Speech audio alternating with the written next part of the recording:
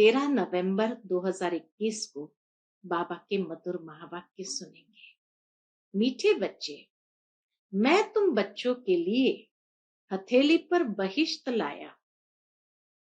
तुम मुझे याद करो तो स्वर्ग की बादशाही मिल जाएगी। प्रश्न है, बेहद की खुशी किन बच्चों को निरंतर रह सकती है? उत्तर है, जिन्होंने बेहद का संन्यास किया है और संग तोड़ एक संग जोड़ा है, वही निरंतर खुशी में रह सकते हैं। दूसरा, जो फॉलो फादर करते हैं, जिन्हें सर्विस का शौक है, उनकी खुशी कभी गायब नहीं हो सकती। आज की मुरली से पहले गीत बजा था, छोड़ भी दे आकाश सिंहासन, इस धरती पर आ जाओगे। ओम शांति। मीठे मीठे रूहानी बच्चों ने गीत सुना। ये किसने कहा? बाप ने बच्चों को कहा कि गीत सुना। बाबा बच्चों से पूछते हैं कि गीत सुना। जब अति दुख होता है तब बुलाते हैं। बच्चे जानते हैं कि बाप ही सुखधाम व पावन दुनिया रचते हैं अथवा भगवान भगवती का राज्य स्थापन करते हैं। भगवान और भगवती जैसे स्वर्ग के मालिक ठहरे। तुम देखते हो लक्ष्मी नारायण कितने धनवान थे, कितनी बड़ी राजधानी थी। उनकी राजधानी में कभी कोई उपद्रव होता नहीं। लक्ष्मी नारायण की राजधानी में कभी कोई उपद्रव होता नहीं।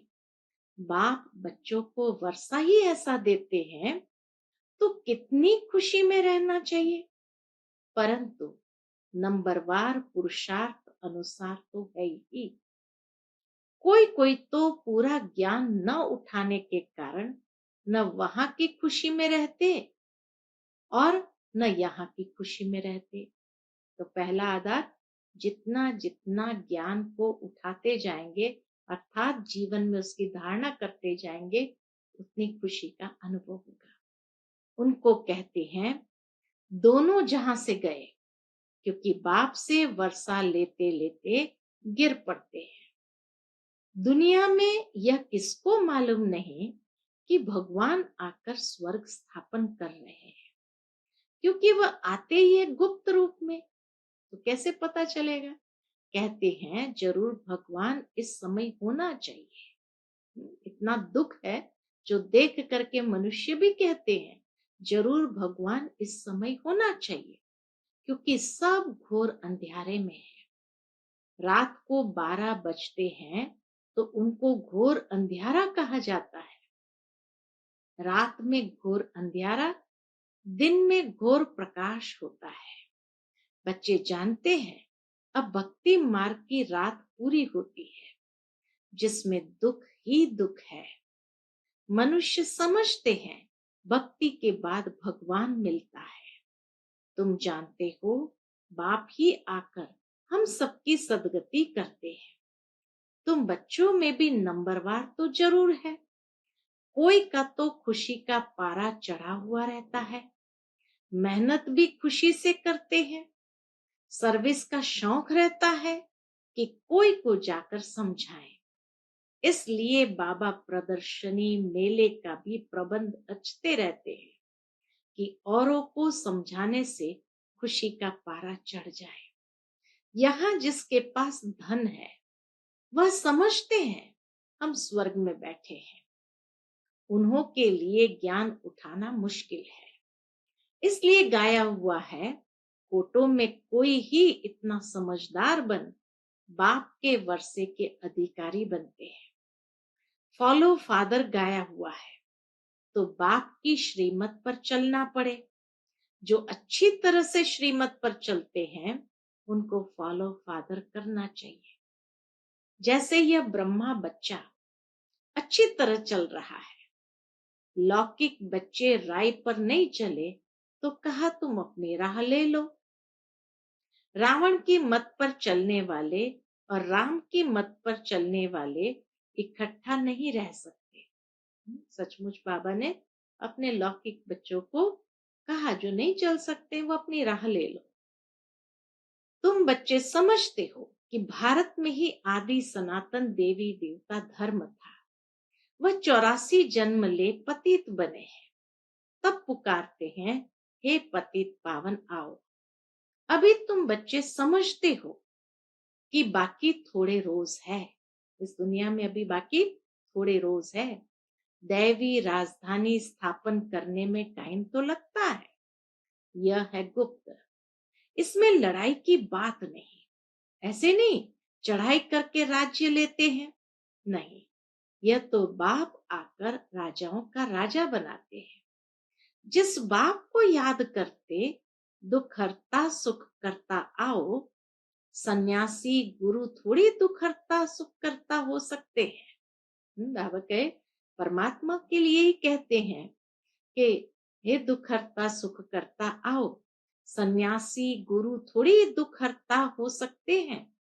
उन्हों का सन्यास है हद का, तुम्हारा है बेहद का। इसमें बेहद की खुशी रहती है। बेहद का सन्यास करने में बेहद की खुशी का अनुभव होता है। इन लक्ष्मी नारायण भगवती भगवान को भी बेहद की खुशी है ना। पतित मनुष्य को तो जो आता सो बोलते हैं, तुम तो एक एक अक्षर अर्थ सहित बोलते हो। नई दुनिया में है ये एक धर्म, उनकी कोई से भी भेंट नहीं की जाती है।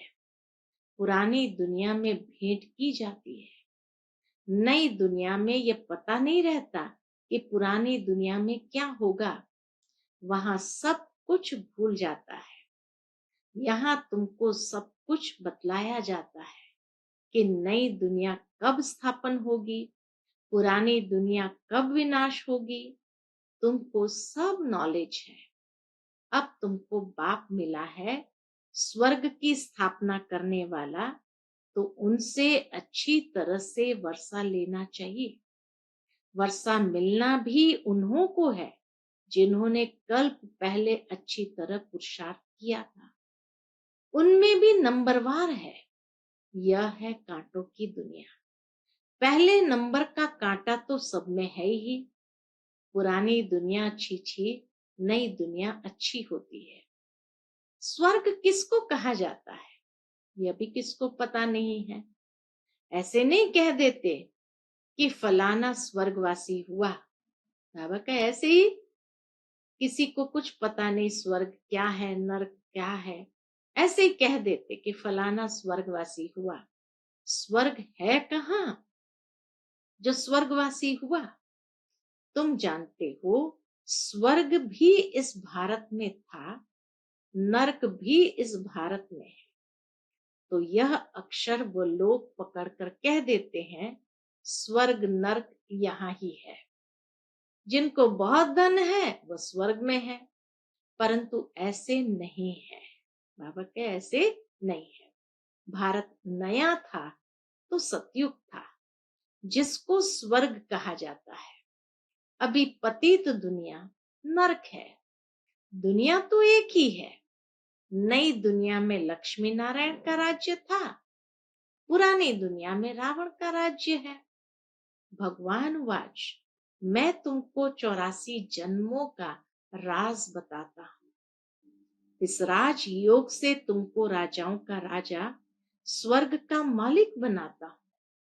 तो नरक का जरूर विनाश होना ही चाहिए। शास्त्रों में कृष्ण का नाम डाल लड़ाई आदि दिखा दी है।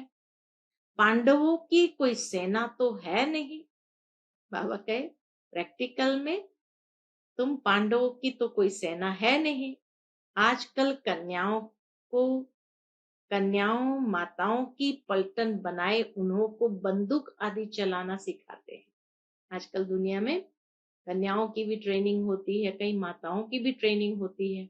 इसलिए बाबा कहे आजकल कन्याओं माताओं की पलटन बनाए उन्हों को बंदूक आदि चलाना सिखाते हैं। यहाँ तुम्हारे हाथ में बंदूक आदि कुछ नहीं है। उनको क्या मालूम तो शिव शक्ति सेना कौन है। बाबा कहे उनको क्या मालूम तो शिव शक्ति सेना कौन है? शिव बाबा तो कभी हिंसा करा नहीं सकते, लड़ाई की कोई बात ही नहीं। तुम जानते हो कि शिव बाबा की रूहानी सेना है। शिव बाबा हमको डबल अहिंसक बनाते हैं। उनको कहा जाता है 100% नॉन वायलेंस। यहाँ है 100% वायलेंस, हिंसा। एक ही बम से कितनों का विनाश कर देते हैं। बेहद के नॉन वायलेंस और वायलेंस में कितना फर्क है। बेहद की हिंसा और अहिंसा में कितना फर्क है। तुम अभी इस समय बेहद की साइलेंस में हो। हम सभी बेहद की साइलेंस में हैं। उस तरफ जितना लड़ाई की तैयारी होती जाती है, उतना आवाज बढ़ता जाता है। कितना हंगामा होता है विनाश में। स्थापना में तो कितनी साइलेंस में बैठे हो। हिंसा की कोई बात ही नहीं। तुम्हारी अप्रैक्टिकल लाइफ है। बाप से योग बल द्वारा वर्षा पा रहे हो। बाप अलफ को याद करने से स्वर्ग की बादशाही मिलती है। बाप अलफ को याद करने से स्वर्ग की बादशाही मिलती है। कितना सहज है। बाप कितना मोस्ट बिलवेड है। कितना दूर देश से आते हैं। जैसे विलायत से किसका बाप आता है तो बच्चे बहुत खुश होते हैं। तो यहाँ भी बाबा आते हैं, इसी की ही हमें बहुत खुशी है। बाबा हमारे लिए विलायत से अच्छी अच्छी सौगात लाएंगे। यह बेहद का बाप तो एक ही बार आता है। कौन सी सौगात ले आते हैं? पूछते हैं बाबा कि बाबा कौन सी सौगात बच्चों के लिए ले आते हैं। सोचने की बात है कि बाबा हमारे लिए कितनी अच्छी सौगात ले आते हैं। कहते हैं मैं तुम्हारे लिए हथेली पर बहिश्त ले आया। कितना प्यार से बाबा कहते, मैं तुम्हारे लिए हथेली पर बहिश्त ले आया। जैसे कहते हैं हनुमान जी संजीवनी बुट्टी का पहाड़ ले आया। अब पहाड़ तो कोई उठा नहीं सकता है। वैसे ही बाप कहते मैं हथेली पर बहिश्त ले आया हूं। कितनी अच्छी सौगात हम बच्चों के लिए ले आए हैं। अब बहिश्त कोई हथेली पर थोड़ी उठता है। ये तो समझ की बात है। बच्चे तो जानते हैं बाबा हमारे लिए नंबर 1 सौगात लाए हैं। बाप कहते हैं मैं आया हूं तुमको पावन दुनिया का मालिक बनाने। तो पावन बनना पड़े। यह राजयोग है ना। भारत का प्राचीन राजयोग गीता के भगवान ने ही सिखलाया था। भारत का प्राचीन राजयोग गीता के भगवान ने ही सिखलाया था और राजाई दी थी। अब फिर से राजयोग सिखला रहे हैं। तुम कहते हो कि हम स्वर्ग की स्थापना करने वाले बाप के बच्चे हैं। बाप नई दुनिया स्थापन करते हैं तो जरूर किसी को तो बादशाही मिली होगी ना। बाबा के किसी को तो बादशाही मिली होगी ना। ऐसे भी नहीं सिर्फ स्वर्ग में रहने वालों को ही बाप ने दिया होगा, और सबको भी तो बाप देते हैं ना। बाकी सबको ड्रामा अनुसार मुक्ति का पाठ मिला हुआ है। सब मुक्त हो जाते हैं। एक ही बाप सर्व का सदगति दाता है, दूसरा न कोई। तुम्हारे पास प्रदर्शनी में जो नामी ग्रामी आते हैं, जो मानते हैं कि बरोबर गीता का भगवान श्री कृष्ण नहीं है, शिव है, तो उनसे लिखवा लेना है। बड़े आदमियों की ही बात को सुनेंगे। बाबा के उनसे लिखवा लेंगे। फिर जो आत्माएं पढ़ेगी तो उनकी बात को सुनेंगे। गरीब की तो कोई सुनते नहीं। इसलिए प्रदर्शनी में कोशिश कर ये लिखवा लो कि गीता का भगवान एक ही है। अब यही एक बात सिद्ध करने की रही हुई है। वह सबका बाप है। आज से 5000 वर्ष पहले भारत स्वर्ग था। लक्ष्मी नारायण का राज्य था। अभी तो सारे विश्व पर क्या है? रावण का राज्य है। यही सबका दुश्मन है, जिसको वर्ष वर्ष जलाते हैं, फिर भी मरता ही नहीं है। अभी भारत का बड़ा दुश्मन यह रावण है, यह बात सिर्फ तुम जानते हो। अब राम परमपिता परमात्मा रावण पर जीत पहनाते हैं, कहते हैं मुझे याद करो तो तुम्हारे पाप नाश होंगे, तुम लायक बन जाएंगे, तो फिर नई दुनिया चाहिए। जरूर पुरानी दुनिया का विनाश भी हुआ था, सो होगा। महाभारत लड़ाई लगी ही तब है, जब रावण राज्य विनाश हो, राम राज्य स्थापन होता है। रावण राज्य में ही हाहाकार शुरू होता है।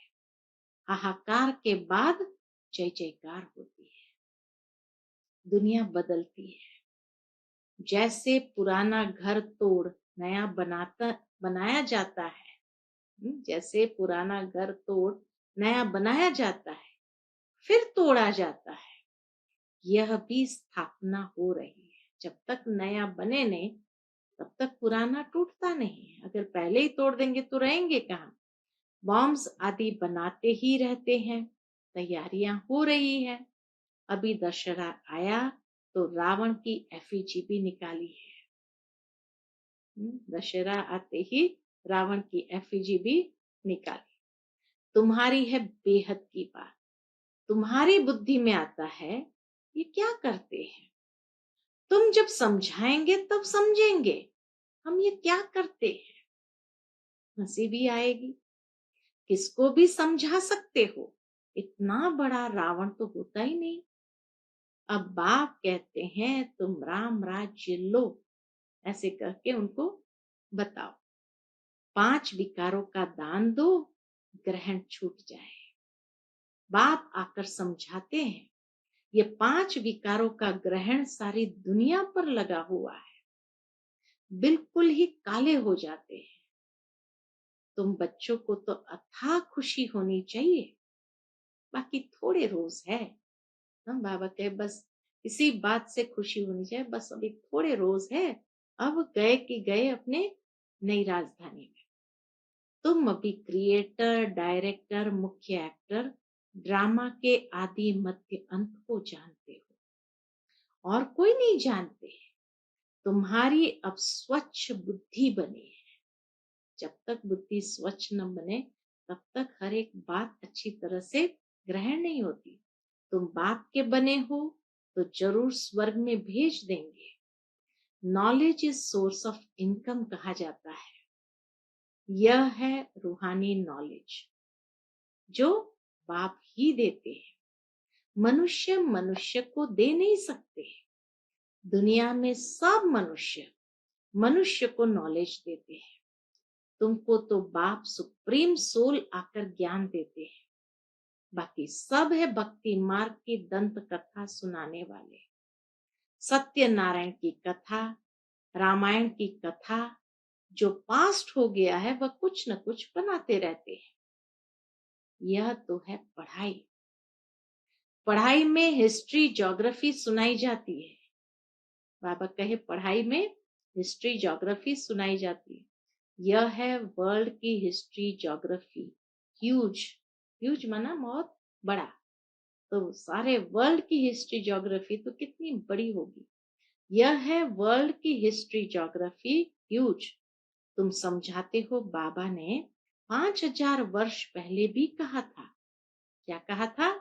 यह गीता पढ़ने वाले थोड़ी कुछ समझते हैं। क्या कहा था बाबा ने? यादव, कौरव, पांडव किसको कहा जाता है? तुम प्रैक्टिकल में देखते।